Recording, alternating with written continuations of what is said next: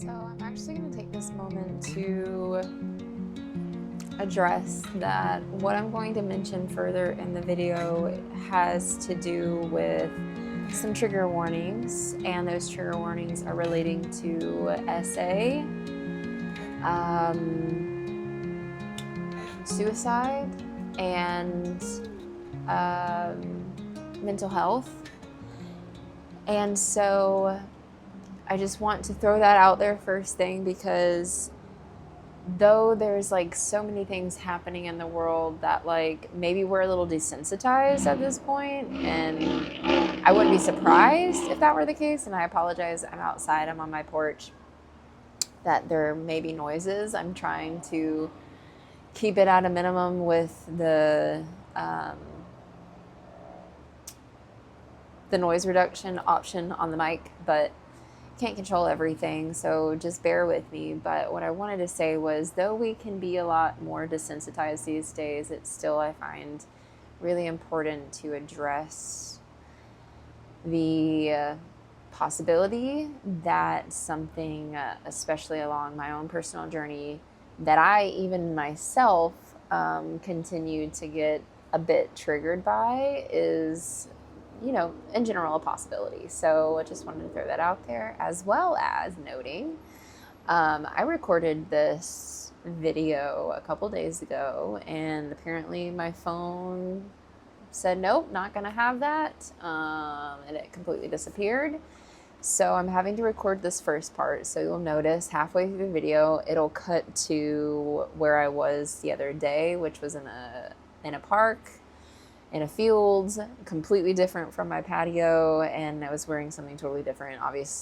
Obviously, it'll make sense, but however long this takes for me to give the intro, you'll notice that the last half is from the other day, and so I don't really want to say that I'm sorry about that, because it is what it is, but I also just want to note that like it's not going to be a very perfect video, and because that is my practice of not having everything perfect to a T, we're just going to roll with that. And so anyway, all those things aside, this is a video I wanted to make for a very long time. And it has been a long time coming, because though this has happened to me, I know it's happened to multiple people, but it is having to deal with human trafficking, as well as my own mental health journey, as well as my own spiritual journey. And there's just been so many levels and varying degrees of this, maybe like the head of the topic of the experience per se is dealing with SA and human trafficking. However, overall, I just want to touch on this because I find it really important right now that not only am I sharing my story, because it is important, but because I want to shine light on the things that like my past self and even the current self that I'm working with and evolving through is not letting things really weigh me down that don't need to have so much weight over what it is that I'm doing moving forward. And what I mean by that more so in particular is I'm going on this journey, this new journey by myself that has like this seeming resonance essence of like, yeah, I've had this journey on my own before, but in my past, I've done it in a really unique and interesting way that like I've had so many fears coming up this past week, the past 2 weeks, actually, that it triggers even in myself these moments of like, am I ready for this? Can I do this? Am I the same person? Am I gonna run into the same experiences? And probably likely not, because I'm not the same person. And further in the video I go into that, like really noting that like really truly I'm not the same person, but it's just important to talk about it as if it's like a story and I'm having this experience. So like a lot of these things that I'm talking about are like things that are from the past that I've had realizations around, and that I've come to my own conclusions and I've contemplated for years. And this has been over 10 plus years now since this version of my awakening, even though like I feel like time and time again, you have these moments of like really coming to an understanding, and that in and of itself is an awakening. And this was one of those moments. This head of conversation is really one of those moments, and I wanted to just start from the beginning. I had a really challenging experience growing up, going up into my youth, from the youth to preteen to teen to pre-adult to adult, and all of the in between and after. I knew when I came out the womb, and this is my story starting. I'm just going to jump right into it because I don't want to take too much time on this. But in my youth, I was a person, a being, knowing what life was. Like, I just knew what life was. And I know that sounds really like dramatic and maybe a little like egotistical, but like in my like child essence, youthful, kid like, I just knew that like I was meant to be autonomous and sovereign and have, the experience of life itself, and just wanted to experience. And I feel like a lot of kids do. It's just hard to explain that because we're just looked at as children. I like, for the most part, right? So like, of course we need leadership and we have to have adults, and we go through that stage because we're growing and we need the guidance of like the wisdom and all these things. But like in my youth, I knew that like I wanted to experience life, and the ultimate goal was like experience. Like, I have to learn what I need to learn, and I need to do it now because I'm on a massive mission and I can't explain it to you. I just know it in my soul, and that's all that I need to explain. And I didn't like that I had to explain. And then when I was told no, of course, or like had direction in this way that didn't align to the direction in which I knew that I needed to go, it was really challenging for me. So from the jump, me and my parents had a pretty challenging relationship. And without going into too much detail of my past, because it's not that important, it's more so when I jumped into the experience I had when I was about 17, 18, when it just got super serious. And I told my parents that I was dating a girl, and at the time that was probably like the like worst thing I could have told my parents. And I grew up in a really like very traditional, somewhat Christian based world where there was like some gray lines. I always grew up in a very gray area and like didn't really know how to trust that, and was ingrained in me that I didn't know how to trust myself. Like all of the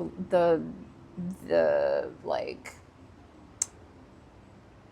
the patterns in which I would understand my beingness, it would always represent I don't know how to trust myself, because obviously what I'm thinking is wrong. Obviously what I feel is not the right way, because what I feel is so strong, but what other people are telling me is not right, is different, I mean. So anyway, about 17, 18, I came home, shared that I was dating a girl. That didn't go over well. And about 18 years old, I was ready to get out of the house. And I'd been ready to get out of the house for a long time. Like, it was a very long time. And ultimately, I had the cops called on me because me and my parents got into a screaming match, and it just got so intense that my brother, I don't know if my mom told him to call or whatever, but my brother stayed in his room, and he ultimately ended up calling the cops on us. And when the cop got there, so this obviously, like, it sounds so rough, and it's not that I really even came from that rough of an experience, but it was just such an intense upheaval of a time that this was one of the things that, like, it's like, damn, okay, like, when I share my truth, I'm told that it's too much, or it's not right, or that's just inappropriate. So the cops came, told my parents that if she wants to leave, she can leave. So I ultimately ended up leaving. And from that point on, it just kind of like had all of this unraveling of like, I'm thrown into a world that like like I didn't even know that like I was going to be a part of. And what I mean by that is like, okay, I started to really have to think on my own, and like I was living under somebody else's roof and rules, as well as like dating this person that like it was just a very karmic relationship. So a lot of things. And what I realized was I was just calling in a lot of karma. It was like a backlog of karma. What it felt like in my childhood that I couldn't experience, that I told my parents and told people that I needed to experience, that I couldn't experience because I was so young, all of a sudden came rushing in at 18, 19, 20. And those 3 years were like massive awakenings after awakenings after awakenings, also in part due to my resistance to it. And it was just like a constant. And looking back on that now, it's like obviously like there was so much resistance that like God, the universe, and the divine was like trying to like crack me open. And it was so challenging for me.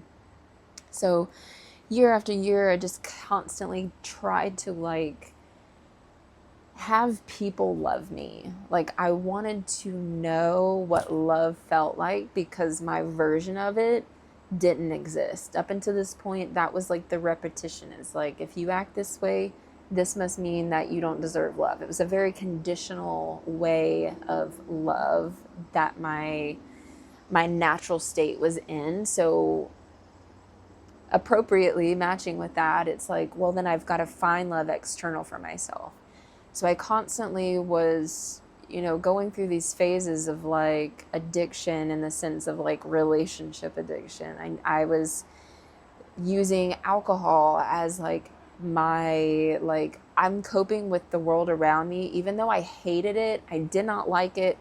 I wanted to resist it as much as I could, but I was hanging out with older people. I was going to bars way before I was 21. I was drinking at a young age, and like finding myself like in these really unhealthy dynamics with people and sexual partners. And it was just a lot of that for years.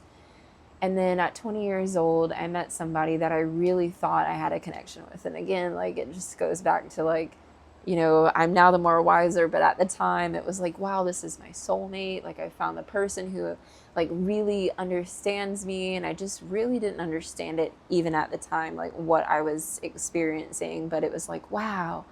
And so I put so much pressure on that relationship that I did things out of my norm that I would do, and ultimately come to find out that like, because my heart was so sensitive and this person could just break it, they broke it. They broke my heart.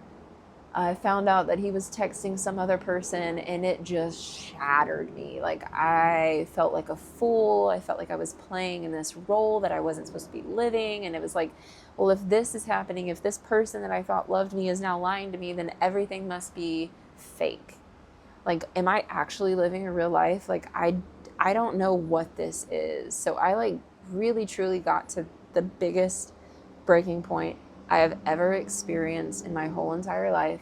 And this again is the next part that I will be clipping into, because that is the story that I finish on that day that I referenced in the beginning that I didn't have the beginning part of. So to leave that there, this is setting the scene. And again, I appreciate you listening with your whole heart, open mind, just to receive at least what might be shared in this, so that it may be help to somebody, but also because again, like my point in being and sharing all of this is like truly, it's like I've had so much contemplation over these things, at least to share, because I don't want to, bring more negativity or more pain and suffering into the world that we just are already having a really hard time moving through, especially being sensitives and empaths and growing consciously, evolving consciousness. It's like, how do you put this so eloquently without it bringing other people down or like pulling people into an experience? And I will say, on the last note, the reason why all of this got triggered is not only because I'm going off onto a trip on my own, but this was triggered by the Aubrey Marcus podcast that recently come out. And I've been wanting to talk about this at the same time again because of everything I just said about bringing people into this negative space and pulling people into a world. And it's not that that podcast was negative. It had a lot of references and a lot of feelings in the undercurrents, like the dynamic of it all. And I'm not recommending that podcast to everybody because it definitely pulled me into something, but it definitely evolved me in a way that I needed, and I'm still working through and processing. But I think it's important to note that all of this didn't just come out of nowhere for me to want to just like blah into the void or to whoever's listening, but just know that there's a rhyme and reason to it, as well as who cares. If I needed to share what I needed to share, I could share it at any time. It doesn't matter. But just wanted to make that point, and to also apologize that it's going to cut right into this. I'll try to edit it as eloquently as possible, but again, I appreciate you listening and tuning in, because it really, really means so much to me, and I'm glad to have spoken and opened up about it. And yeah, thank you. I'll see you in the next one. Bye. So I ended up being so thrown into the experience of this relationship that a very brief experience of a relationship really caught me up in my feelings, my emotions, and what I thought I wanted and where I was heading. And then it ended up just being like completely not that. And, you know, all of these, everything that I'm expressing is like, it's honestly wild to know that that was a version of myself, because even speaking on it now is like I was there, that was me, I did that, holy crap. But yes, it is the reality of these things, and like becomes the thing, you know, when you're trying to like be honest about something, especially when you're trying to move forward, is like, we are everything. We're evolving consciousness. Like we are that, and that is what we are. So anyway, I just give myself a pat on the back a lot of times, because it's like, Jesus, you come so far without even realizing how far it is until you reflect. And I've done this too many times over, and it still just like blows my mind. But so after my heart was broken, I just was, that was like the the the phrase, there's so many phrases coming to mind, and I'm mixing them all up in my head, but like the straw off the camel's back or whatever that was, it was like that one thread that needed to be pulled that unraveled everything. And that was that for me. That was, I still can't even think of the year right off the top of my head, and it's not that important, but I was 20 years old at the time. I was 20 years old at the time. And that just, everything I was doing, but 10 times over. And like, I just didn't know the ends of whatever was happening for me. It just felt like misery every day. Every single day was misery, and I was just trying to manage that with alcohol and distractions and sex, quite frankly. And this is the part where it gets really sticky. So if you have listened this far and you haven't got triggered by anything yet, just know moving forward will be even more challenging, especially for myself, to try and like muster up everything I want to say and not get too emotionally involved. And who knows, it may not happen that way, but I just want to fill in a space to know that that's a possibility, because even now I feel like this heaviness on my face that I do want to cry, but it's just the past version of myself that I feel still so like, oh honey, like I just want to hug her, and I do so often. But I have so many thoughts, especially because moving forward, I am doing this massive change for myself, putting myself in very uncomfortable situations. And this is what I choose because I am still living life and I don't want to live in fear and I don't want to be in that state because it's just, that's what causes disease in the body. And none of us are meant to live that way. It's just not healthy. So, all of that to say that I have talked to many people about this situation, and I have talked through it with people who are open and able to hold space for this conversation, and for that I'm so grateful as well. So just know that like this isn't like the first time that I'm sharing this information. It's just this is part and due to, you know, we've got to talk about these things. So this was early age of like Instagram, and that was really just the thing that I found a lot of comfort in trying to, you know, prove to whoever, the viewer or myself, viewer and myself rather, that like I'm okay. And it wasn't that I was really posting anything like so off the wall that would be like red flag, like somebody's like looking and like they're gonna find me and like this makes sense. No, it wasn't any of that, but I just remember feeling so viscerally in my body that I wanted nothing more than to escape what I was living, to escape the feeling that I felt, to not have to feel anymore. And I am not a suicidal person. I don't think of taking my own life. But several times over did I want something to just happen that like I could just not think for myself.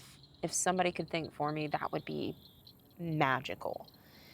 And I wanted that so bad. And I want to tell you, I wanted it so bad that actually I was scouted online from this person that I had never heard of before, couldn't tell you how they found me, but they slid into my DMs and mentioned that, you know, they could really help me with my life, where I was going, what I was doing, and giving me education on like my um, credit, and could help me, you know, stabilize everything that I was um, living, which was, you know, I wanted a home to myself. I wanted to travel or just live life for me and be really just not where I was. So when they came into my DMs, I was like, what is this? This is like literally everything that I was looking for. This is everything I was hoping for. This is everything that I had been putting out, and now it's coming back to me. So this must be like a magic something was coming in that just felt like this is it.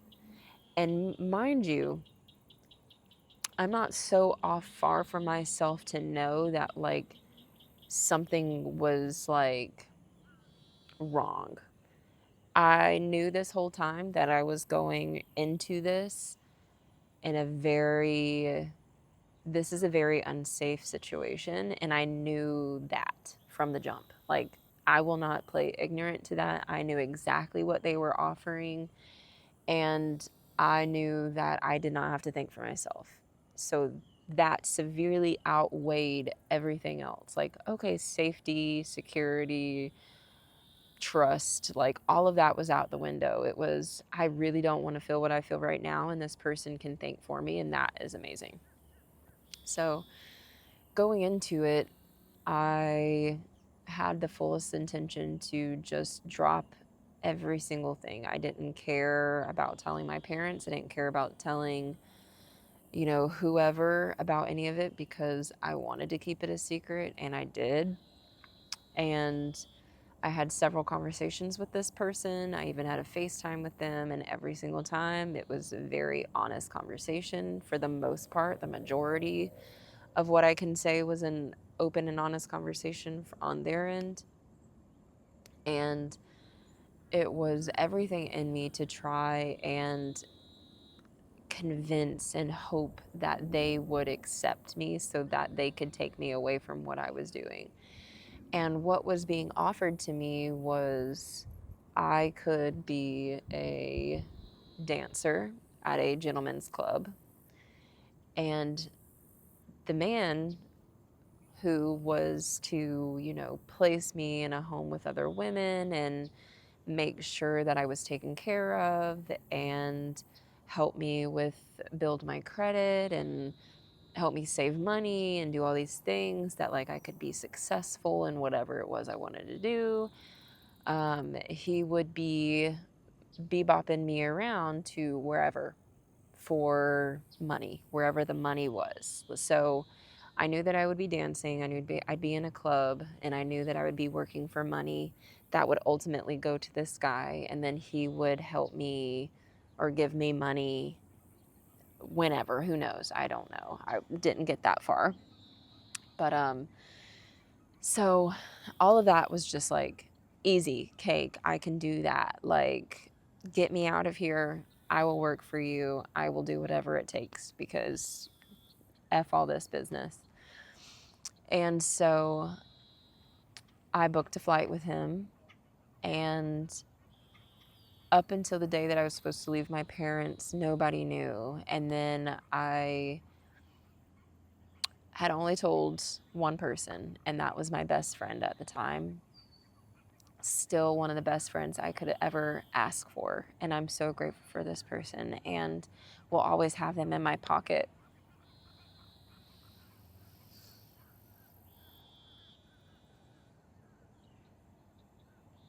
You just don't find people like that these days. Maybe you do, but anyway, I love them so much. And so up until the day that I was supposed to leave, nobody really knew. And I ended up telling my ex, who really broke my heart, for like that last, like, I went into that, like, here's what I'm doing. Like, please, like, either save me, like, take me from this, or like, it was almost like, let's see what he says. And he basically didn't care at all. And that to me at that time was like the biggest deal. It was like, okay, well, if you don't care, then this has to be the option, and this is what I'm going with. It was like, this will tell me exactly what I need to know, and then I will know what to do. And so I knew what to do, and then I ended up getting told on. And as I was leaving my house, my stepdad came home and was trying to prevent me from going, and my friend coerced him to let me go because it was my decision. And so thereon I went, and then I got on a plane and headed to Miami to meet this guy. So I'm in Miami, and the very first night I was there, I got settled in and got rode around the town in a Land Rover, something or another. It was either Land Rover or like a Mercedes or like one of those like overland things that are just super nice, like very just like probably over $150,000 for a vehicle, like that kind of expense. And took me to all these different places around town. I got to meet people that he knew. And then late at night, we went to this sushi place that was open till like 4 a.m. And when we were there, it's like everything that he was doing was like showing me like how lavish he lives. Like everything was just like, wow, like I could live a life like this. I could live in this type of experience. Like it was like he showed me every single ounce of like like literally what you would think of as like big baller, high roller, got a lot of money, knows a lot of people, very wealthy, rich person, like, but in a rapper type of way. So music, producer, rapping, sex, money, drugs, bitches, fuck bitches, get money, like all that kind of thing type of lifestyle. It was a very different, not very different necessarily, that I'm not familiar with it, but like I was tossed into a reality that was like truly a world that like I knew existed because you only saw it on like maybe MTV, or like you had to know somebody that knew somebody that knew something about, and just was thrown into it overnight. And so this sushi place we went to, it was like he ordered literally everything in the place. I'm not joking with you. It was like meal after little appetizer and things. The whole table was full. I'm sitting with people, and I don't want to go into too much about that experience because it's like there's so many parts of it that it's like it's an experience in an experience, and it's just not significant to the overall experience. But just to put into perspective, it was like I'm getting brought into this world, and it's like he's showing me all of these things that are possible that he lives, and like this is the life I'm going to be living. So like get used to it, like, or like you used to live this life, and it's like wow, you used to live this life, like a very judgmental space too. Like it was all just like super intense. Like it was just a lot. So that night we go back to one of his many houses, and tells me to go upstairs to get comfy, cozy, because the next day I'm actually going to be flying out, where he will be sending me to New Orleans with some of his other girls that they have in a house, which I did get on a FaceTime with and saw them and said, hey, you know, met them or whatever. And so I kind of knew, again, what to anticipate. Like I knew the next morning that I was going to be getting up early and getting on another plane, that he was going to be sending me across the states too. And that night was the very first experience I ever had with SA. And this was I can't even begin to express to you like how hard it has been for me to even express it to other people, because it's one of those situations where there was consent and then there was not consent. And because I was living a life that was very similar to all of this beforehand, in the sense that like fuck it, fuck everything, like I don't care, like somebody choose for me everything, because I don't want to have to think anymore about anything. I had this feeling like this was something that like, it was like this overwhelming feeling of like this is something that happens, and it's like I don't want to say no, but also maybe I kind of want, but also like I don't know this person, but also like am I safe, like just disease wise, like there's so many things that were going through my mind at the same time, that it was like I can handle this. It ultimately came down to I told myself that I could handle this, and it was like okay, it he came in and kind of started to put moves on me, and then it quickly shifted. And when I say consent, it was a very brief I can handle this, I know what I'm doing, to this is not consent at all. And so I continued to have this experience, and that ended up obviously not being consent. But what I'm saying is it was one of those moments where I can kind of feel myself, I was a little bit outside of myself, And so I'm not really sure how long it lasted. I can't really remember everything that happened. But I do know that when I did get back into my body, the next thing I know, I was in the shower, and I took my phone with me into the shower and had a shower on my own. I was in there alone, and just immediately called my ex at the time. And I said, hey, I really, really need you to pick me up from the airport tomorrow. Please, please, please, please, please. Whatever you can do. I don't want this. Like, I don't want this. I knew immediately from then, like, that was just the absolute worst thing that could have ever happened. And if this is what this feels like, I don't want any of what is to come. And so that was like, I'm hoping to God he comes and gets me from the airport tomorrow. So that night, I literally can't even remember when I got into bed, if I got into bed, where I slept. I don't know. I just remember that really brief moment of being in the shower and texting and then calling. And then, so the next day, I just remember being in a vehicle pulling up to the airport. Like, everything else is kind of gray, black. Don't remember any of it.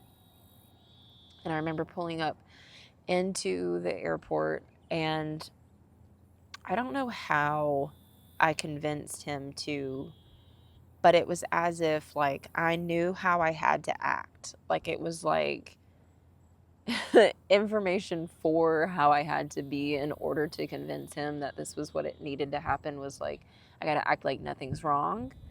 I have to act like I know exactly what I'm doing, and I have to be mature about this. So when he came to drop me off, he offered to walk me inside and like take me to the desk and do all these things, but then he saw that there was an outside check-in. So I was like, oh, this is cool right here. Like, you can drop me off. Like, I know what I'm doing.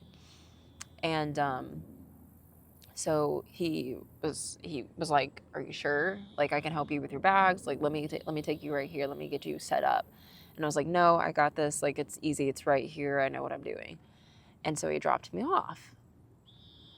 And I, like, thank goodness that there was like a couple of different people out there, like, waiting in line to get their stuff checked in, or if the person was like being helped. I don't remember. The person was busy, so it wasn't like I was literally the next up and he could have taken my stuff and I could have been on a flight. It was, there was somebody he was helping, like the person, the bell person, pretty much, check-in person, was helping somebody that I wasn't immediately the first one to like be assisted. So I got out of the car and I like just kind of like acted normal, but I watched him out of my periphery to see his car leave. And as soon as I saw his car out of sight, like, couldn't see me, he couldn't see me, there was no way in chance that he could see me, I literally went inside and went down and probably went to wherever, but I went as far as I could from that location and found another spot on like a different floor or whatever, but outside, and waited for several hours until, thank goodness, yes, my ex didn't come pick me up. He did. And it was hours. It was probably 3 hours, because at the time they were living in Orlando and Miami was only about 3.5 hours away. And I was just hoping to God that they would come. And then I got the text that they were on their way. And I sat at that airport for probably 3.5 hours, anxious as hell, constantly looking over my shoulder, looking around to see if this vehicle was coming back, to know if maybe they knew that I didn't get on the plane. Like, I was just in, like, I have to keep my breath calm, like, didn't know what to do. Like, I was in this airport all alone, like, waiting for the person who absolutely doesn't care anything for me or want to see me is coming to pick me up. So to cap all of that, come to find out, when I got home and my parents essentially rescued me from my ex's house, they came and picked me up because he called and told them I was there. And To make all of this story kind of capped there, they picked me up, and then on the way home, they shared with me that they had gotten in contact with the sheriff's office to try and find where I was, to see who I was with, and lo and behold, this guy is one of the main ringmasters in the area of Miami, and has constantly been on the run while also knowing a lot of people on the inside. So it's been a very interesting dynamic for that guy. But he's on one of the top 100 most wanted lists, and yeah, is a lot of different things. But one of the things was that he was basically traffic control and a ringleader, like I said. And what I'm really saying by that is he traffics women, and that's exactly what he planned on doing with me. And so I had started the first part of really some of the hardest and longest trials of like healing and self-love and trusting myself more and learning more about life and my place in it. And it's just been a lot since then, and ultimately makes me the person who I am today. And I just feel so grateful every single time I reflect or contemplate any of that situation and experience, to know that like these are things that I don't want to take with me in the future, of fear and scarcity or limitedness or lack of self-love. Like none of that is going to serve me, especially because I am not that person anymore. And I care so much about myself, and I care so much about the world and the experience I'm living that is of the highest and most abundant, heart-centered, heartfelt, lived life experience that I could have. And sometimes you have to remember and understand that, like, again, I asked for those things. I knew what I was getting into for the most part. I didn't know any of that other stuff. But for the most part, I knew what I was getting into, because I knew that the experience I was looking for was not being had, and I could not find it elsewhere. So it was like, I have to live this experience to know that like love is real. And that ultimately is what brought me home. So again, bringing this all up into the surface is to make a poignant point that because so many fears come up for me, in the sense of like when I want to do something on my own or take advantage of living life and not feeling constrained by it and following my gut instincts and what I really want to experience, is like all the things that would seemingly encapsulate this resonance of this thing that I had experienced, which is like traveling and living life and feeling freedom and loving myself more and doing these things. It's like, of course this would come up. Of course this would bring into light like a recognition and awareness of, yeah, I'm not that same person anymore. And this isn't going to happen to me. Like, just because I think or I have had this experience doesn't mean that it's bound to happen to me again, or I'm going to be in an unsafe situation. Like, I'm now the more wiser, and I have and am still preparing for an experience while knowing everything about the experience and getting as much information as I can about it. But like, still, it's like this thing, that will trigger moments of like resistance or fear, even though I know like this is a experience that is like so totally different. Like it's way over here compared to like what it was.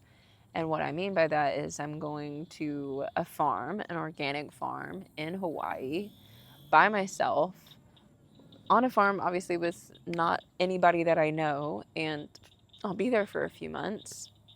And I'm so excited about it. In the same breath that like I have this little like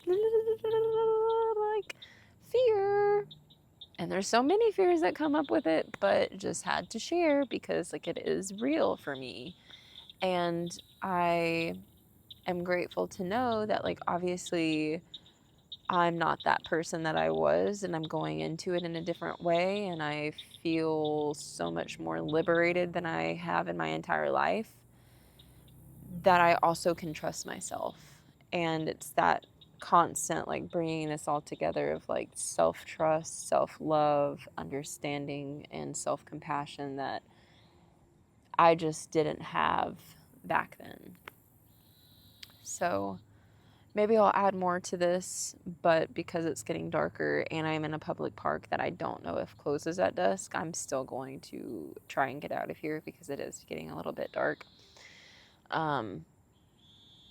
That yeah, I just want to put all that there into the world, and just a reminder to cap on to anybody who may be experiencing, you know, like really just not knowing which way to turn in life and are really, really struggling, to know that it is so extremely important that you remember who you are inside, what you're here to do, what really you are, which is an aspect of God, a creation of God. You're a light, you're love, and yes, will always be opposing forces in this world because we live in a polar reality, a dual reality. I mean, where like everything is and it isn't, and everything is light and it is also dark, and it's the full spectrum of it all. That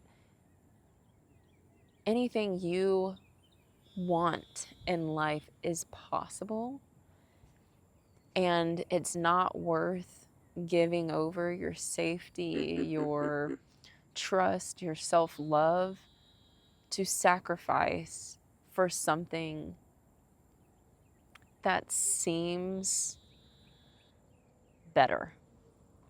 Because if you really are in a contemplation of like, this has got to be better than this, then you really need to assess what you're assessing, because there is no hierarchy to any of it. It's just you have to anchor in your heart space.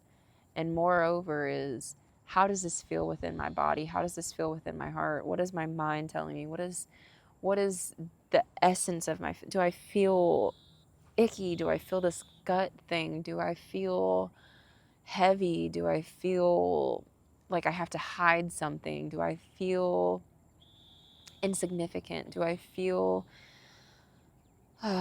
less than? Checking in with yourself constantly and understanding that like there are resources, people, and experiences in life that are ready to help you with absolutely nothing in return.